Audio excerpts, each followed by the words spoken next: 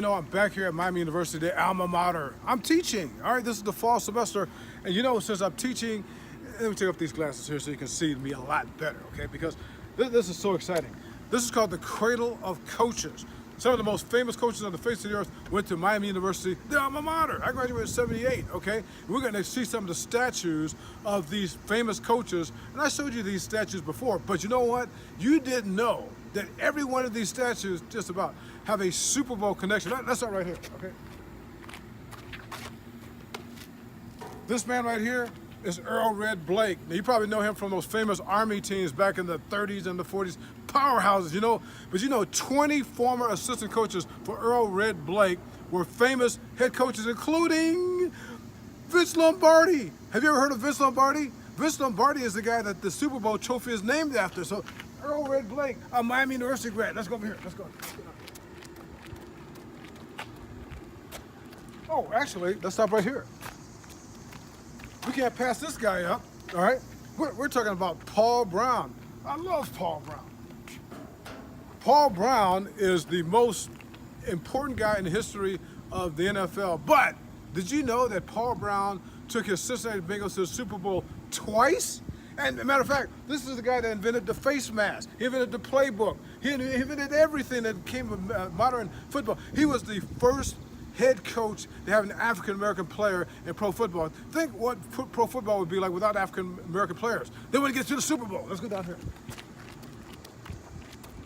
I'm gonna save this guy for last. Let's go down here.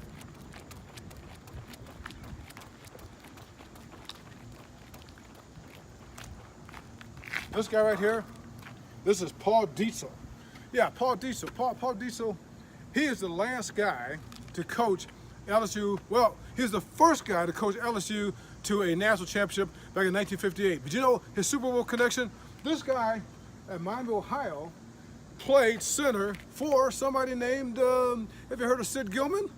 Sid Gilman is the guy that invented the modern passing game. Sid Gilman is the guy that coached, was the head coach, and they had assistants named Chuck Noll. You ever heard Chuck Noll? 4 Super Bowl championships with the Pittsburgh Steelers. What about Al Davis? Those great Oakland Raiders teams. You know, but this guy played for that guy. All right, let's go here. Glenn Bo Schembechler. He's the man. Bo Schembechler is the greatest coach in the history of the University of Michigan. All right. The reason I bring that up is because Michigan has got a quarterback who's in the NFL today that you probably heard of. Tom Brady. You ever heard of Tom Brady? Tom Brady with 5 Super Bowl rings. He went to Michigan. He didn't play for Bo Schembechler because Schembechler's successor, Lloyd Carr, had Tom Brady, well, one of his successors, Lloyd Carr, he had Tom Brady as a backup. So here's the point. If Bo Schembechler was still at Michigan, Tom Brady wouldn't have been a backup. He would have been drafted higher than what he was drafted in the NFL. And instead of winning 5 Super Bowls, he could have won 10. All because this guy wasn't a head coach. That's the Super Bowl connection. See? All right, let's go here. Weeb Ewbank. I love this statue here. I think I told you about this one time before. I knew Weeb's widow, Lucy. Lucy said that the reason she liked this statue of Weeb, she says, you can even see his dimples. Yeah, look real close, you can see it. Weeb Ewbank.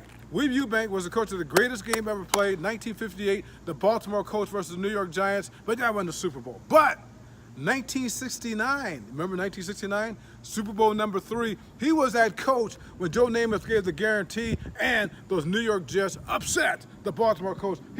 These guys are all from Miami University right here in Oxford, Ohio. This is where I'm at right now. Let's go here.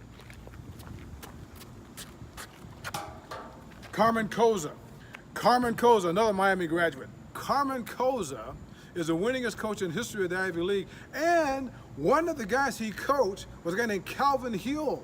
Calvin Hill took the Dallas Cowboys to a Super Bowl. Remember that? That's Grant Hill's father, great running back. Hey, this was his coach, Carmen Koza, back at Yale. All right, and here's the last one we're going to go to. This is my guy right here. I got to get up here for this one. This guy is. He's the man, okay? I grew up in South Bend, Indiana, so you know I got to go with this guy. University of Notre Dame, Eric Parsegian. Eric Parsegian is a Miami, Ohio graduate too, okay? Eric Parsegian coached at Notre Dame for 11 years, never lost more than 2 games. Here's his other claim to fame, all right? He had 2 quarterbacks. He had one quarterback named Joe Theismann. You ever heard of Joe Theismann? Joe Theismann coached the Washington Redskins in the Super Bowl in 1982. He took them to the Super Bowl in 82. But the other guy you probably heard of, Joe Montana. Joe Montana, the greatest quarterback of all time. Sorry, Tom Brady fans, but it's Joe Montana because Tom Brady has lost 3 Super Bowls. Joe Montana has yet to lose a Super Bowl. He's 4-0 in the Super Bowl. Joe Montana discovered by this guy, Eric Parsegian. So, you know, here's the thing. This university is great for so many things, but just the fact, oh, I'm leaving one guy out. Sorry about this. This is the latest member of the Cradle, John Harbaugh. John Harbaugh is still coaching the Baltimore Ravens. He coached one of the greatest defenses of all time. You ever heard of that Ray Lewis? Yeah, that team. You know, he took that Ray Lewis team to the Super Bowl. Okay, he's our latest Cradle member. Okay, so there you have it. The road to the Super Bowl without Oxford, Ohio, without Miami University, without the Cradle coaches. You could not watch the Super Bowl on February 3rd. Thank you very much.